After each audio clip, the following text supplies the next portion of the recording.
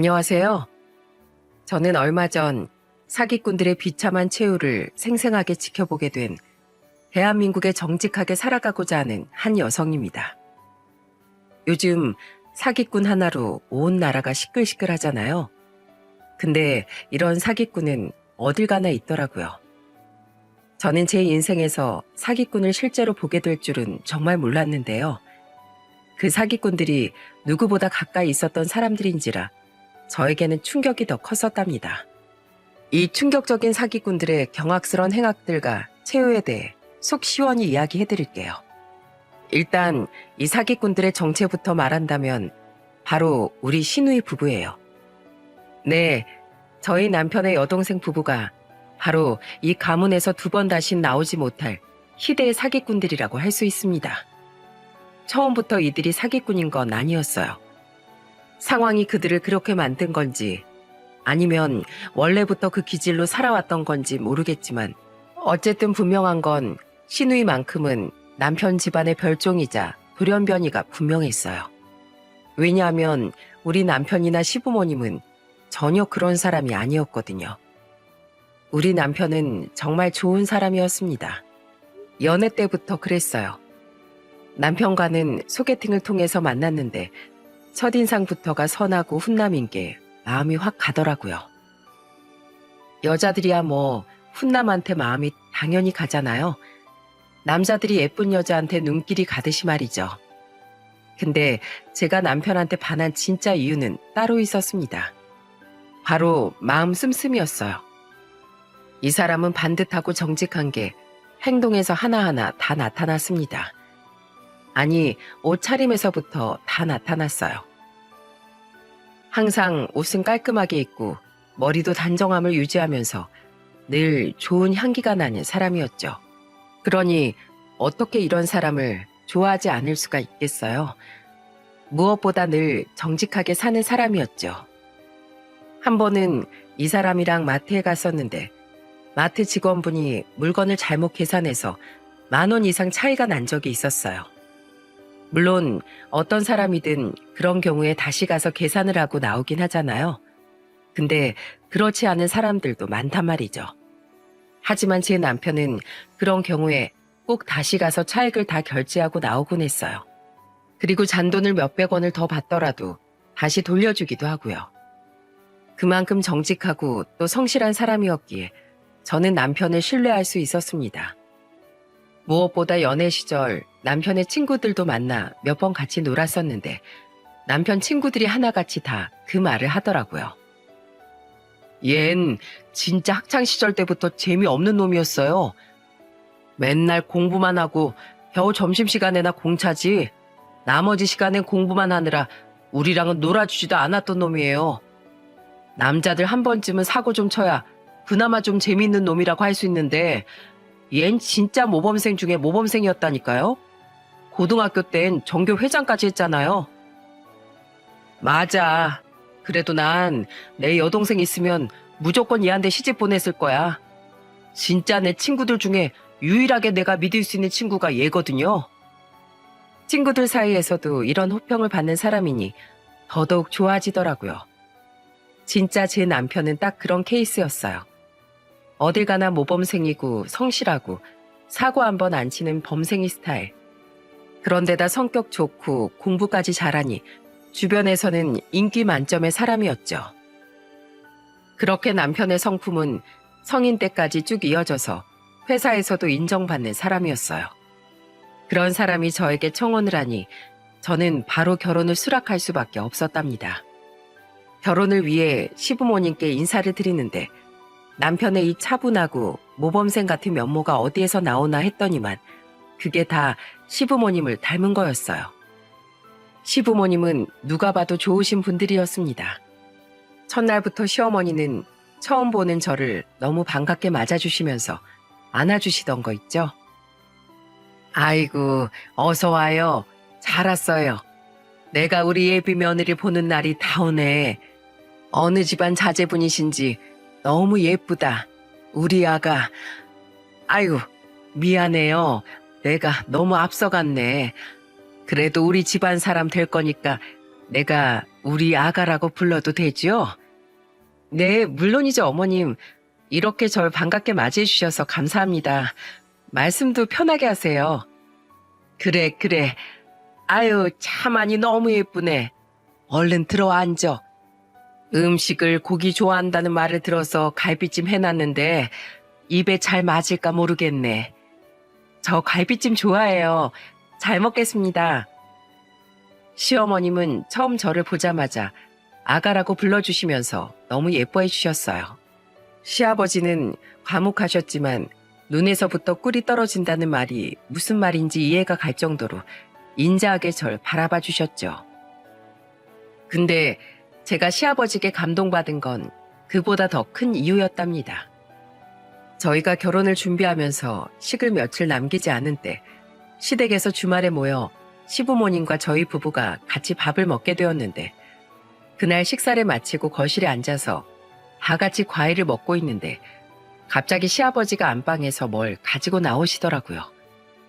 그러면서 저에게 할 말이 있다며 TV까지 끄고는 저희 부부를 진지하게 바라보시는데 그때 시아버지의 말씀 한마디에 저는 감동의 눈물을 펑펑 쏟을 수밖에 없었답니다. 왜냐하면 시아버지께서 저에게 안방에서 가지고 나온 물건을 건네주시면서 이런 말씀을 하셨거든요. 아가, 결혼이 이제 얼마 안 남았는데 마음이 좀 어떠냐? 보통 결혼 전엔 괜히 마음이 설레기보단 뒤숭숭하기도 하고 두렵기도 하거든. 우리 다 거쳐온 거라 누구보다 잘 아니까 다 말해봐. 아니에요, 아버님. 전 오히려 설레고 떨려요. 이렇게 좋은 집안에 시집 오는데 어떻게 뒤숭숭하고 두렵겠어요. 전 오히려 기대되고 빨리 결혼하고 싶어요. 그러냐? 역시 우리 아가답다. 어쩜 이렇게 예쁠고. 자, 이건 내가 준비한 작은 선물이다. 내가 요즘 주민센터에서 공부시켜주는 게 있어서 그걸 하고 있거든. 요즘은 기타도 배우고 도자기 도예도 배우고 있는데 얼마 전에 도예 선생님이 꼭 하나 만들고 싶은 거 있으면 간단하게 만들어 보자 하셔서 내가 우리 며느리 위해서 만들어 봤어. 이거 모양은 좀 삐뚤하지만 꽃반지다. 내가 우리 귀한 며느리한테 해줄 수 있는 건 없고 이 꽃반지라도 해주고 싶어서 말이다. 우리 집에 시집 와줘서 참 고맙고 나도 네 시애비가 아니라 진짜 친정아빠처럼 든든한 부모가 되어줄게. 그 의미로 주는 꽃반지다. 앞으로 내 자식 꽃길만 걷게 해주고 싶어서 주는 거니까 잘 받아줘. 시아버지는 정말 정이 많으시고 속이 깊으신 분이셨어요. 거기다가 며느리에게 이렇게까지 스윗한 시아버지가 어디 있을까 싶을 만큼 참 다정하셨죠. 근데 생각지도 못한 직접 만든 꽃반지까지 전해주시는데 그게 그렇게 감동이더라고요. 그래서 그 자리에서 눈물을 펑펑 쏟을 수밖에 없었답니다. 시아버지가 주신 꽃반지는 정말로 울퉁불퉁하니 모양이 예쁘진 않았지만 그래도 그 안에 담긴 마음이 보였기에 저는 감동스럽게 그 반지를 받을 수 있었어요. 그때 제가 막 우니까 저희 시어머니가 괜히 농담을 하시던 거 있죠? 아니 여보, 당신은 귀한 며느리를 울리면 어떡해. 그리고 그 꽃반지는 난 안 주고 말이야. 마누라보다 며느리가 더 좋은가 보네. 아유, 아가 어쩌니 이 시엠이 너무 서럽다. 내가 울어야겠네. 시어머니는 제 마음을 풀어주시느라 농담을 하셨고 그 덕에 우리 넷은 다 빵 터지면서 화기애애한 시간을 보냈답니다. 그만큼 좋은 분들이셨기에 저는 결혼 생활도 힘든 거 없이 잘 살 수 있었어요. 신혼집은 시댁에서 보태준 돈이랑 저희 친정에서 보태준 돈을 다 합해서 전세를 하나 얻어서 들어갔답니다.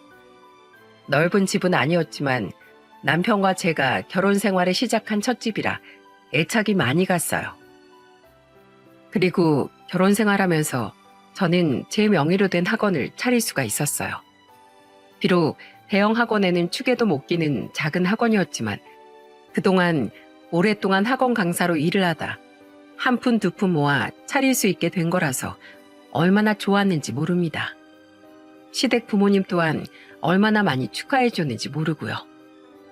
근데 이 잔치에 초를 치는 한 사람이 있었죠. 바로 그 사람은 신우이였답니다. 그때 제가 인테리어도 새롭게 단장을 하면서 온 가족을 학원으로 다 초대해 구경시켜드리고 밥을 먹은 적이 있었어요. 근데 그때 신우이도 참석을 했는데 학원을 한참 구경하더니 이러는 게 아니겠어요? 언닌 좋겠어요. 이런 거 자랑도 하고 꼭 이렇게 다들 불러서 유난을 떨어야 되나? 난 요즘 부동산도 잘 안 돼서 싱숭생숭해 죽겠구만. 누구 염장치를 일있는 것도 아니고. 언니, 이럴 땐 눈치 좀 챙겨야겠어요. 너무 대놓고 비아냥거리는 소리에 저는 당황을 했습니다. 근데 그때 저희 든든한 시아버지가 나서주셨답니다. 야, 부동산 안 되는 건 안 되는 거고 축하해줄 일은 축하해줘야지. 너 말본새가 그게 뭐야? 그리고 너 새언니한테 말 그런 식으로 하는 버르장머린 어디서 배웠어? 네가 성실하게 부동산 운영해서 봐라. 지금처럼 어렵나? 맨날 부동산 문은 걸어 잠궈 놓고 여기저기 놀러만 다니는데 잘 될 턱이 있어? 정신 차려. 애 먼 사람 잡지 말고. 너 그렇게 축하해주지 못할 망정 헛소리나 하고 있을 거면 썩 가버려. 괜히 분위기 망치지 말고.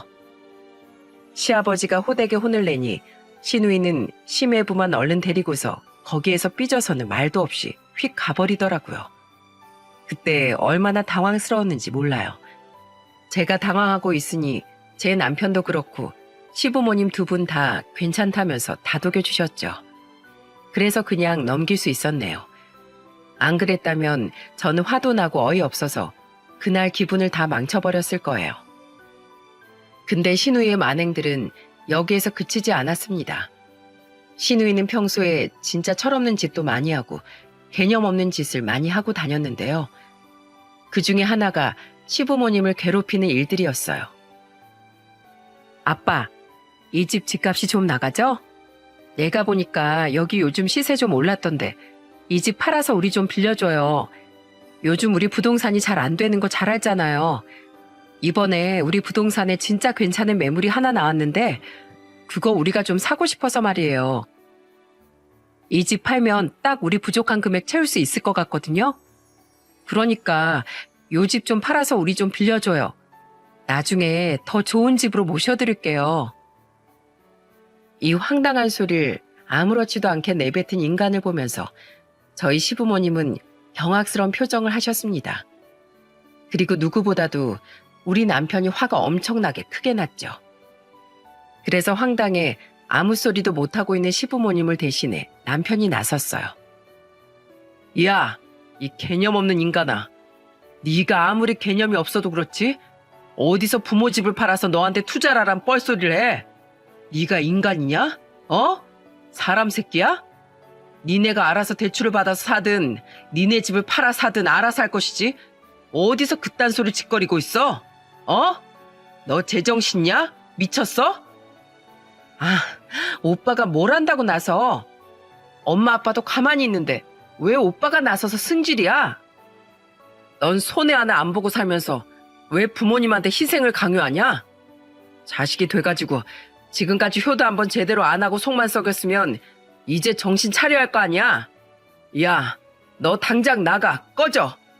엄마 아빠 한 번만 더 찾아오기만 해. 그땐 가만 안 둘 줄 알아. 그렇게 해서 신우이 부부는 또 한 번 쫓겨나고 말았어요. 시부모님은 그 이후에 너무 황당해서 말은 못했지만 절대로 해줄 생각이 없었다고 하시더군요. 얼마나 다행이었는지 몰라요. 근데 여러분, 신우이가 얼마나 웃긴 인간인 줄 아십니까? 바로 그건 신우이 남편 명의로 건물이 2채나 있다는 거예요.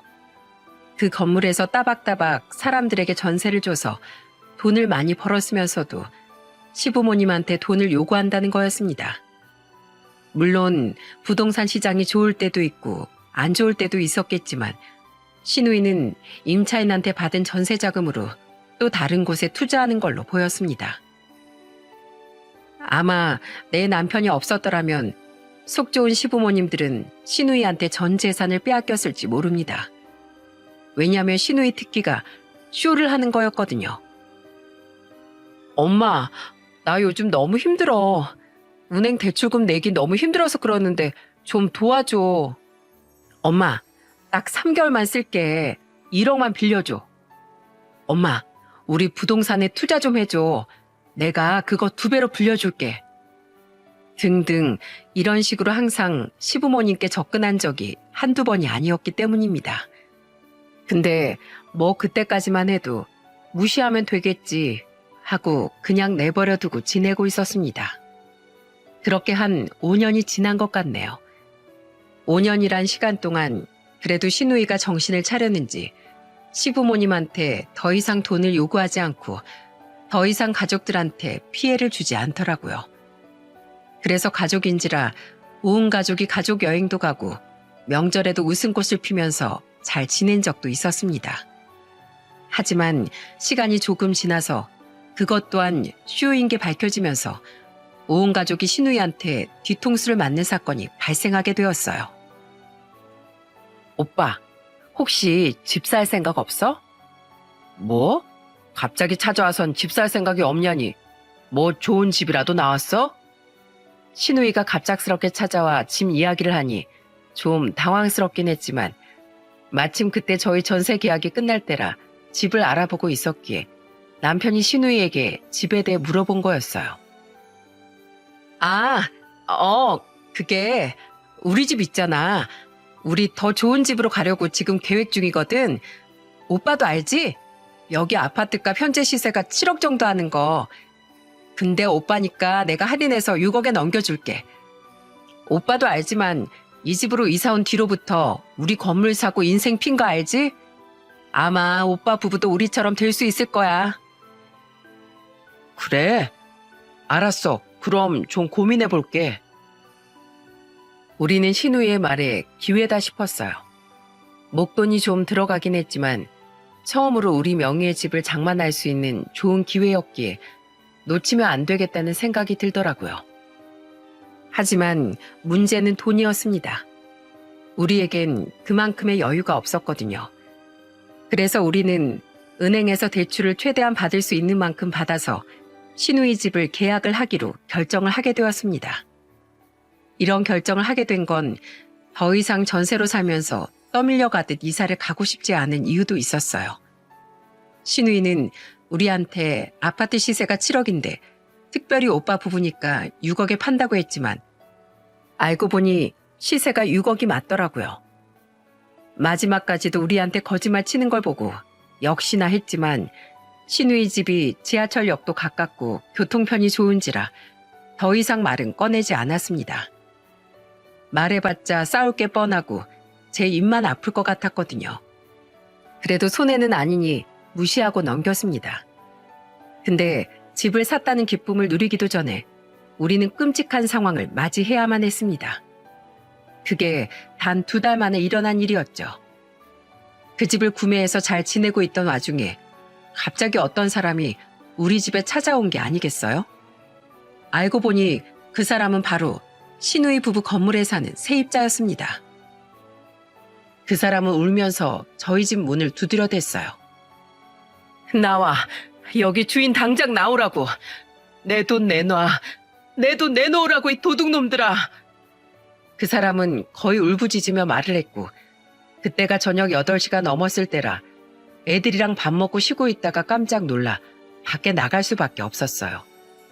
밖에는 허름한 옷차림의 중년 아주머니가 서 계셨고 온 얼굴에는 눈물 콧물 범벅이 되어서 우릴 기다리고 있었습니다. 아주머니 누구세요? 누구신데 여기에서 이러시는 거예요? 뭐? 누구냐고? 내가 누구냐고? 당신 애들도 다 한패지? 그 전집 주인이랑 다 한패잖아. 내 돈 내놔. 내 돈 다 어디로 갔어 이 나쁜 놈들아. 제대로 말씀해보세요. 도대체 왜 그러시는 건데요? 이 인간들이 사기쳐놓고 내 돈 들고 튀었어. 그게 어떤 돈인데. 그게 나한테 어떤 돈인데. 저희는 영문도 모른 채 거기에서 악을 지르는 아주머니를 마냥 밖에 세울 수만은 없었기에 아예 집 안으로 모시고서는 자초지종을 다 설명들었어요. 그리고 경악할 수밖에 없었습니다. 내가 20년 동안 시장에서 야채 장사하던 사람이에요. 내 외동아들 그 몇 푼 안 되는 야채 팔아가면서 지금껏 키워왔다고요. 남편도 없이 외동아들 하나 바라보면서 악자까지 돈 벌어 먹이고 입히고 재우고 다 하다가 대학까지 다 보냈다고. 근데도 없는 형편인지라 용돈 한번 넉넉하게 주지 못했어. 그런 애가 이젠 다 커가지고 결혼을 한다고 하길래 내가 집은 해주고 싶어서 좋은 아파트 못 해주더라도 깨끗한 전세 빌라라도 꼭 해주고 싶어서 계약을 했는데 내 아들놈한테 계약이 파기됐다는 연락이 왔다고 합디다. 알고 보니까 이것들이 내 돈을 가지고 튀었다 이 말이에요. 당신네들 이 빌라가 깡통 빌라라는 건 알고 있었어요? 그거 내 전 재산이었는데 이제 어떡할 거냐고. 우리 아들은 집도 하나 못 구하는 무능력한 집안의 자식 돼버려서 지금 파혼당하게 생겼어. 어쩔 거야 이제. 당장 물어내. 내 돈 당장 물어내. 아주머니는 이야기를 하면서 점점 더 흥분을 했고 결국에는 또 격하게 화를 내면서 울분을 토했습니다. 저희는 너무나 큰 충격을 받았어요. 너무 당황스러워 말도 할 수가 없었죠. 이 사태를 어떻게 해결해야 하나 머리가 다 지끈거릴 지경이었습니다. 저희는 우선 이 건물이 어떻게 된 건지부터 알아내고자 했고 상황을 파악하기 위해 아주머니를 설득해 우선은 내보냈지만 며칠이 안 되어 또다시 우리는 불청객을 맞이할 수밖에 없었어요. 왜냐하면 이번엔 또 다른 두 번째 피해자가 우리 집을 찾아왔거든요. 이때는 상황이 워낙에 좋지 않아서 남편이나 저나 상황을 파악하고 다니느라 애들 봐줄 분들이 필요해 시부모님이 저희 집에 오셔서 지내고 계실 때였어요. 여보세요. 여기 아무도 없습니까? 여보세요. 제발 좀 나와보세요. 여보세요. 저희는 이번에도 외부인의 다급한 소리 듣고는 4명의 심장이 벌렁거리기 시작했습니다. 그리고 역시나 그 직감은 그대로 이어져 또 저희에게 충격을 안겨주었죠. 남편이 얼른 나가 문을 열어드리니 이번엔 어떤 노인분이 혼자 찾아왔는데 손에는 5살도 채 안 돼 보이는 아기가 붙들려 있었습니다. 저희는 얼른 놀라 안으로 들어오시라고 했고 그때부터는 눈물 없이는 들을 수 없는 사연을 접할 수밖에 없었죠. 그 할아버지의 사연은 이러했어요. 얼마 전 우리 딸 부부가 죽었습니다. 교통사고로 딸 부부를 잃고 나한테 남은 가족은 유일하게 이 손주 하나인데 누구 하나 거들어 키울 사람이 없어 내가 키우게 됐어요. 근데 우리 딸 부부 앞으로 나온 보험금밖에 내가 가진 게 없어서 그걸로 이 집을 구한 건데 근데 사기랍디다. 이게 말이 됩니까? 그 돈 줘야 합니다. 내가 그 돈이 없으면 이 손주랑 길거리에서 살아야 돼요. 지금 그 집주인들 어디로 갔는지 댁들은 알지 않소. 내가 들어보니까 여기 원래 집주인이 당신들 사위라고 하던데 자식들이니까 어디로 갔는지 알 거 아니요. 제발 좀 찾아줘요. 나 그 돈 없으면 안 됩니다. 그 돈 없으면 안 돼요. 할아버지는 말씀을 하시다가 자신의 신세가 너무나 허탄했는지 눈물까지 보이셨습니다.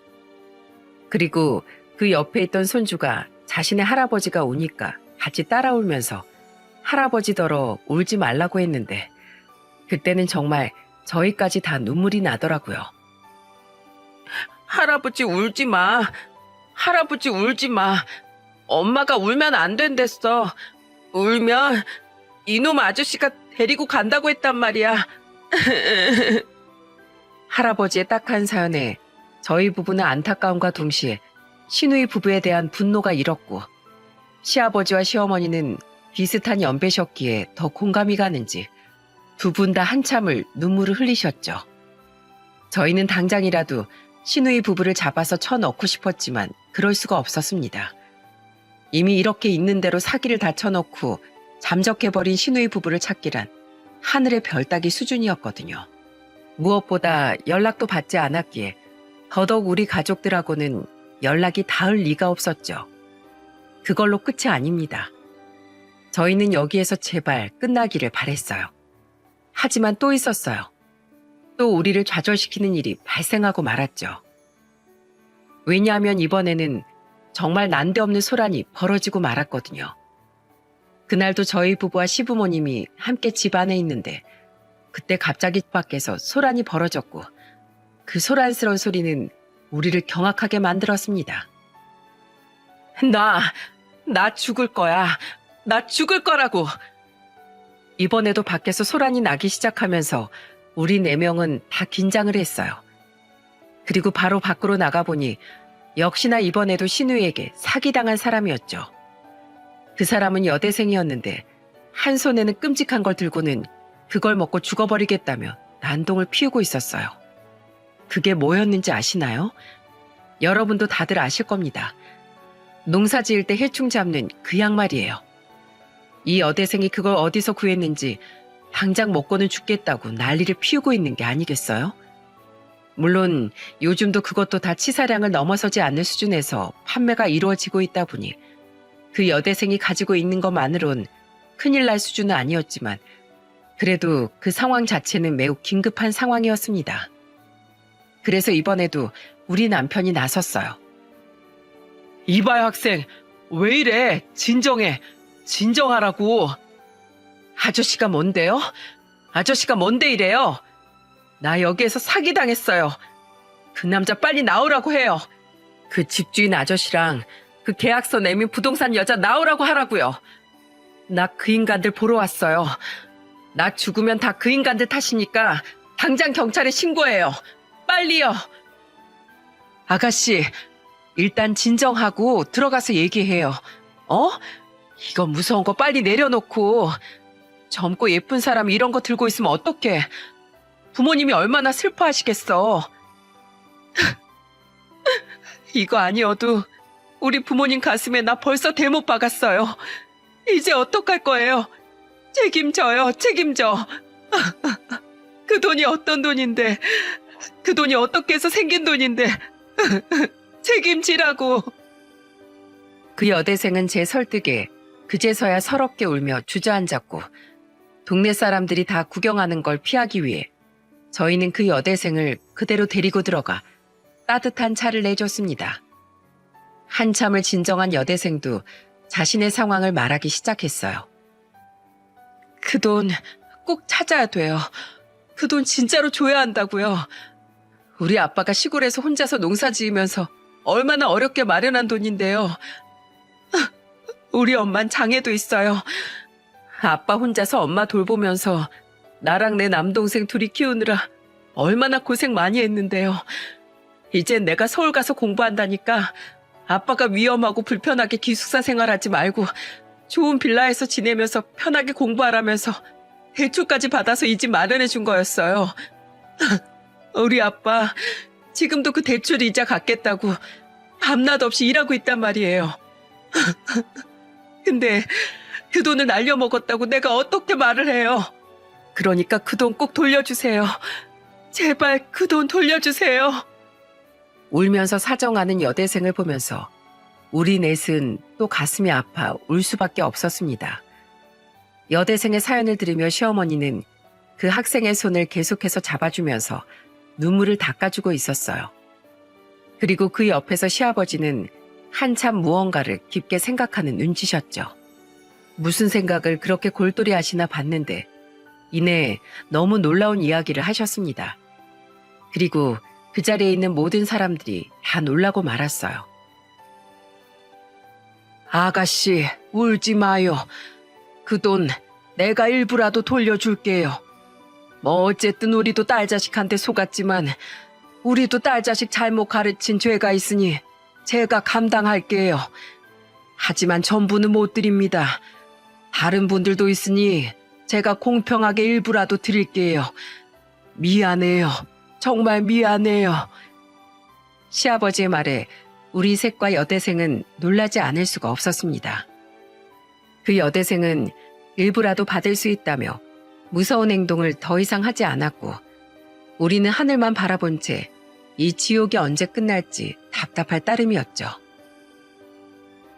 아버지, 그 돈이 다 얼만데요? 그걸 아버지가 어떻게 갚겠다고 하시는 거예요? 할 수 있어. 지금 있는 집 다 팔고 그동안 모아놓은 돈 보태서 만들면 얼추 될 게다. 어떡하겠니? 저 사람들이 다 무슨 죄가 있어. 날 잘못 키운 내가 잘못인 게지. 그러니 내가 책임지는 게 맞아. 그러니 당신도 그렇게 알고 있어요. 시아버진 그렇게 시누이 부부의 잘못을 본인이 다 책임진다고 말씀하셨습니다. 그리고 바로 그날 이후에 원래 사시던 집을 팔아서 전세 사기 피해자들 일부에게 돈을 돌려주셨어요. 하지만 그건 극히 일부분이었습니다. 알고 보니 이 세 사람 말고도 피해자가 점점 늘어났다는 게 문제였죠. 무려 15가구나 됐습니다. 피해 금액만 30억 원이 넘었습니다. 더 이상 시부모님도 어떻게 할 방법이 없는 상황이었죠. 시아버지는 그동안 끊었던 담배까지 피면서 한숨만 풀풀 쉬면서 너무 힘들어하셨어요. 그건 온 가족이 마찬가지였고요. 시부모님은 결국 월세살이를 보내셔야 했어요. 월세살이를 하면서 사단이 벌어지고 말았습니다. 정신적인 충격이 큰 시어머니께서 쓰러지는 사건이 발생이 된 겁니다. 다행히도 병원에서 안정을 요한다는 소견서가 나와 큰 병이 아니라 불행 중 다행이었지만 더 이상 이렇게 시부모님을 따로 방치할 수는 없었어요. 그래서 우리는 극구 만류한 시부모님을 설득해서 저희 집으로 모시게 되었죠. 다행히도 점점 시간이 흐르면서 시어머니는 안정을 찾기 시작했고 일상생활도 할 수 있게 되었습니다. 그리고 7개월이 지난 시점에 그 썩어빠진 시누이 부부가 잡혔다는 소식이 들려왔습니다. 그동안 지명수배로 자신들의 정체를 숨기고 살았던 시누이 부부는 결국 꼬리가 잡히게 되었고 경찰서에 있다는 연락을 받았어요. 시누이 부부가 잡히자마자 저희는 다 같이 경찰서로 갔는데 거기에서 진짜 화가 나서 미치는 줄 알았습니다. 죄송하다고 고개를 수백 번 조아려도 부족한 인간들이 오히려 뻔뻔하게 나왔거든요.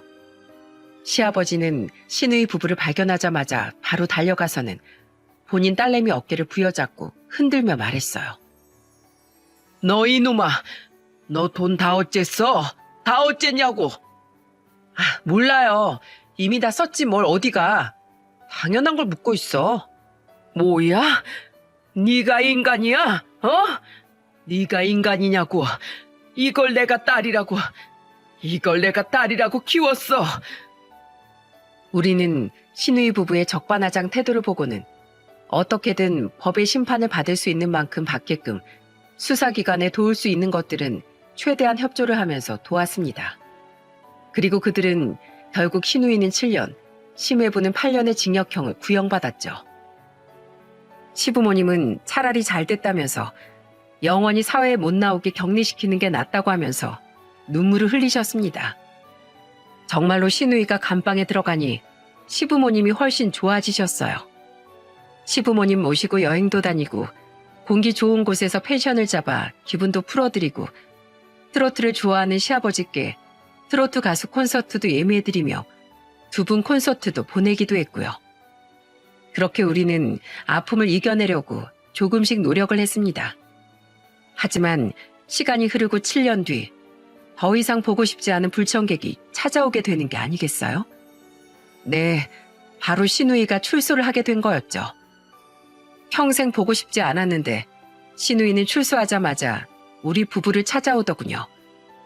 그리고 우리를 찾아온 이유를 알고 기절초풍하는 줄 알았습니다. 우리 집에 와서는 하는 말이 뭐였는지 아세요? 진짜 여러분도 들어보시면 황당해서 헛웃음이 다 나실 거예요. 언니 오빠, 내가 여기 알아보니까 집값 많이 올랐대요. 5억 올랐던데 이 집 원래 나 아니었으면 사지도 못했던 거 알죠? 그러니까 딱 3억만 줘요. 뭐라고요? 그게 무슨 황당한 소리예요? 저는 너무 기가 차서 말을 했는데 옆을 보니 남편은 거의 분노를 하고 있었습니다. 야, 너 지금 뭐라고 짓거렸냐? 어? 야, 나가. 이 집에서 당장 나가라고. 콩밥을 7년이나 처먹고도 아직도 정신을 못 차렸어? 머리에 똥만 채워서 나왔니? 야, 나가. 나가서 다신 찾아오지 마. 남편은 힘까지 써가며 신우이를 내쫓았고 속수무책으로 끌려나간 신우이는 다행히 다시 찾아오진 않았습니다. 근데 이 뻔뻔한 작자는 포기는 안 했던 것 같더라고요. 몇 주 뒤에 다시 찾아오더니 이번엔 뭘 하는 줄 아세요? 진짜 이번에도 황당 그 자체였습니다. 오빠, 언니, 돈 못 주겠으면 빌려라도 줘. 나 딱 3천만 원만 빌려줘. 나 지금 돈 필요해. 감방 들어가기 전에 빈털터리로 들어갔는데 내가 지금 돈이 뭐가 있겠어. 그러니까 나 돈 좀 빌려줘. 내가 다시 갚을 테니까. 황당한 소리를 하는 신우이를 이번에도 남편이 매몰차게 내쫓아 버리려고 했어요. 야, 너 내가 여기 다신 찾아오지 말라고 했지? 너 다시 감방 들어가고 싶냐? 어? 인생 진짜 망하게 해줘?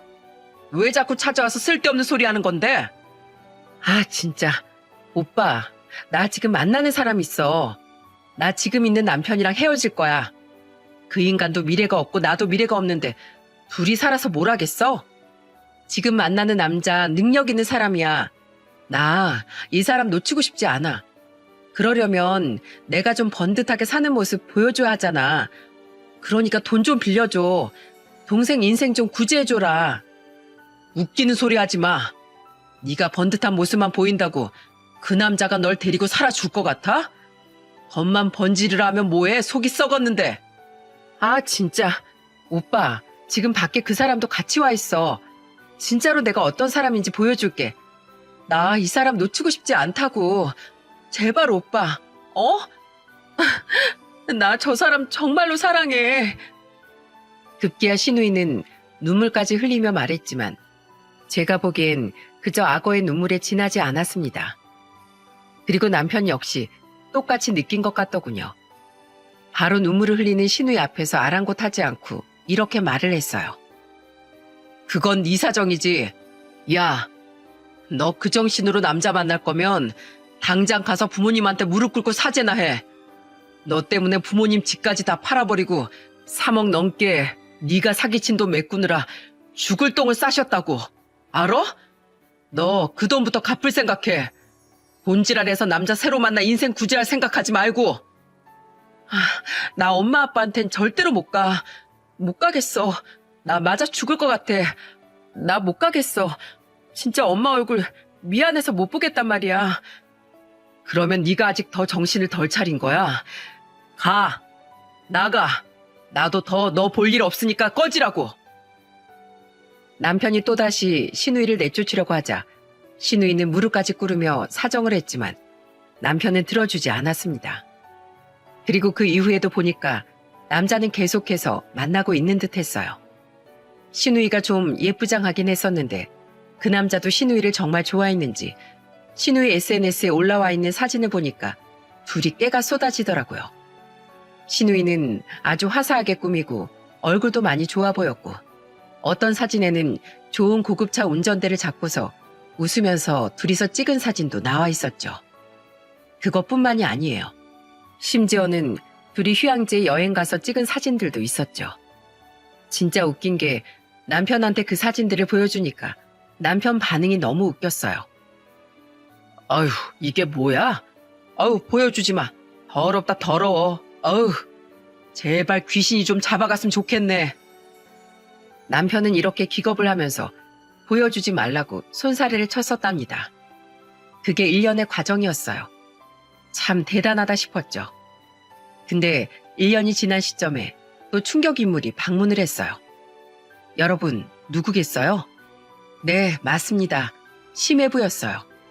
벼랑간 초인종 소리가 들리기에 남편이 나가봤는데 그 문 밖에는 불청객이 서 있었습니다.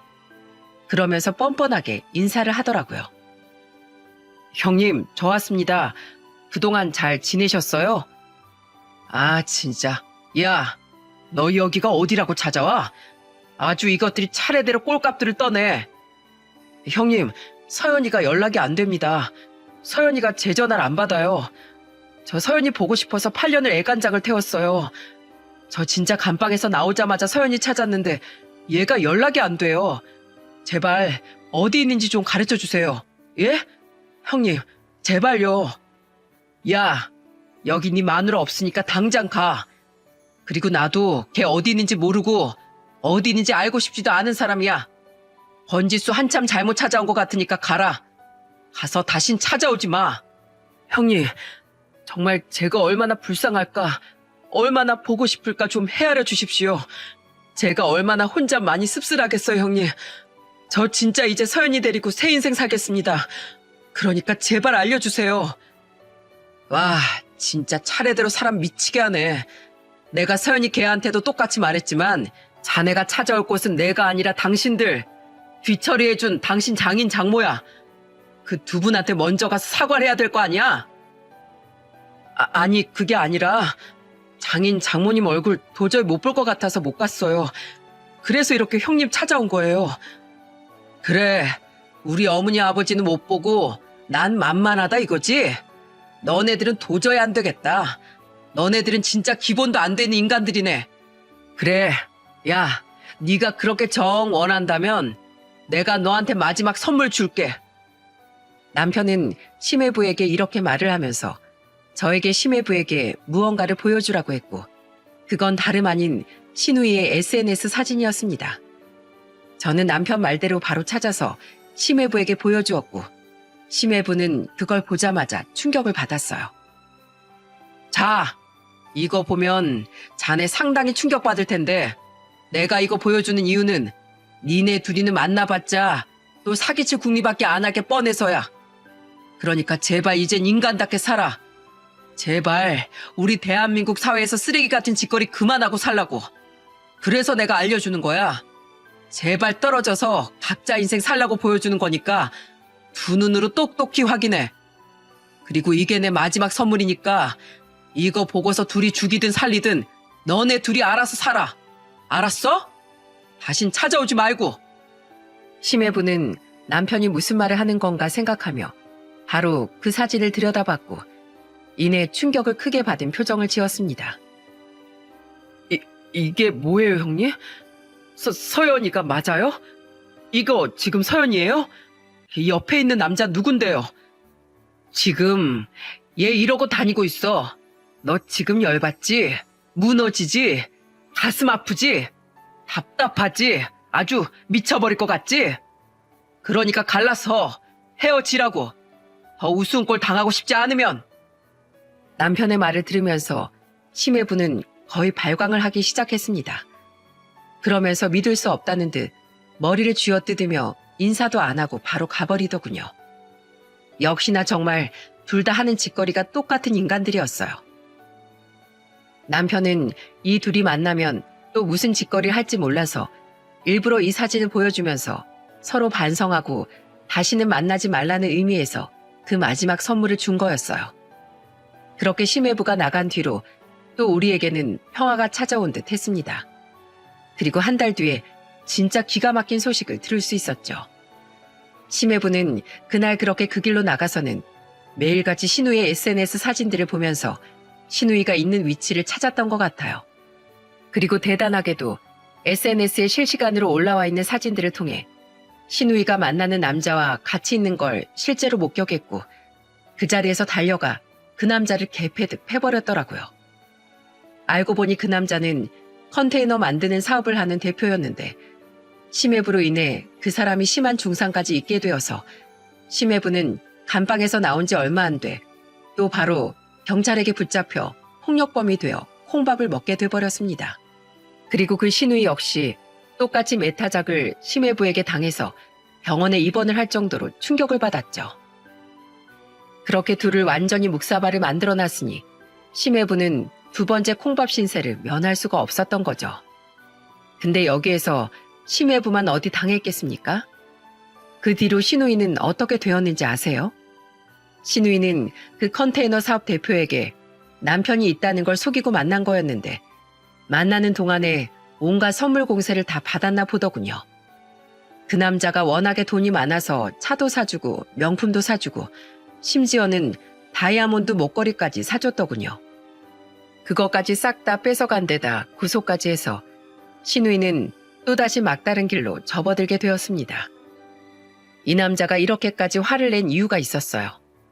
왜냐하면 남자는 이미 여자의 바람으로 이혼의 아픔을 한 번 겪고 다시 사업을 하다가 신우이를 만났던 거였거든요.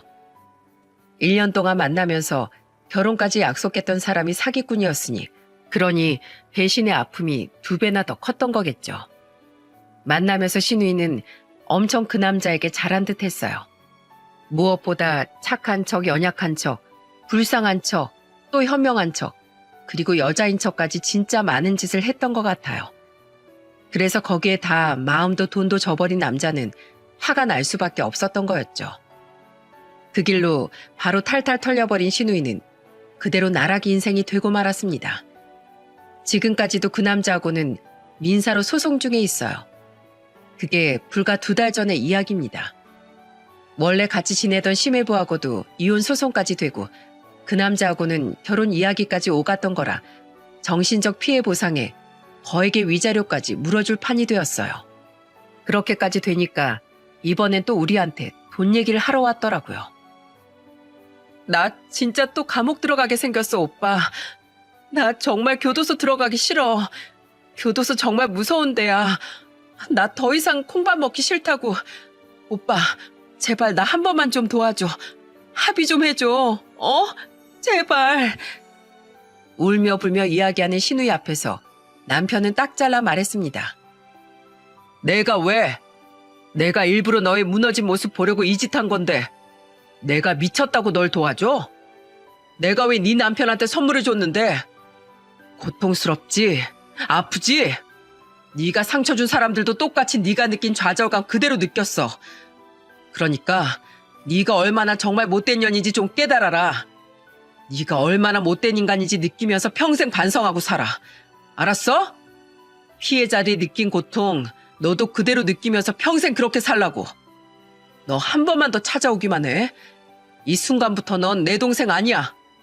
그리고 난 오히려 네가 이렇게 무너진 모습 보니까 기분이 다 시원하다, 야. 내가 우리 어머니 아버지 피눈물 흘리는 모습 보면서 너 절대 가만히 두고 싶지 않았는데 네가 이렇게 무너진 모습 보니까 아주 속 시원해 죽겠어. 아주 10년 묵은 채증이 다 내려간 것 같다. 어디 그새를 못 참아가지고 남자 꼬셔가지고 그런 짓거리 하고 다녀? 넌 인간도 아니야. 앞으로 네가 있어야 될 곳은 이 대한민국 사회가 아니라 교도소야, 교도소. 평생 그렇게 살아. 알았어? 그리고 이 순간 지금부터 넌 내 동생 아니야. 당장 꺼져. 신우이는 그렇게 또 쫓겨나 버렸고 그 이후에는 진짜 인생이 다 탈탈 털린 듯 했습니다. 저희 시부모님도 이제는 신우이를 외면하고 있기에 아마 신우이는 지금 배고픔에 눈물을 흘리고 가족에게조차 버림받은 후 철저하게 자기가 혼자라는 걸 느끼면서 평생 눈물을 흘리면서 살게 될 거예요. 우리 시부모님은 신우이 부부가 나락으로 떨어지는 모습을 보고도 눈 하나 깜빡하지 않았죠. 이젠 더 이상 자식이라고 생각하지 않았기 때문이죠. 오히려 망한 모습을 보니 속이 시원하다면서 더 이상 도와주지도 말고 모른 척하며 지내라고 신신당부를 하셨습니다. 세상에서 가족에게 버림받은 게 얼마나 큰 고통인지 느낄 거라면서 말이죠. 현재 우리는 애들도 잘 키우고 있고 제 학원도 잘 운영하면서 그렇게 지내고 있어요. 남편은 승진을 계속하면서 요즘엔 월급도 많이 받아서 조금씩 여유를 가지며 생활하고 있습니다. 그리고 우리는 2분이서 노후를 잘 보내시라고 전셋집을 구해드릴 생각입니다. 우리 시부모님이 소문난 인고 부부셨거든요.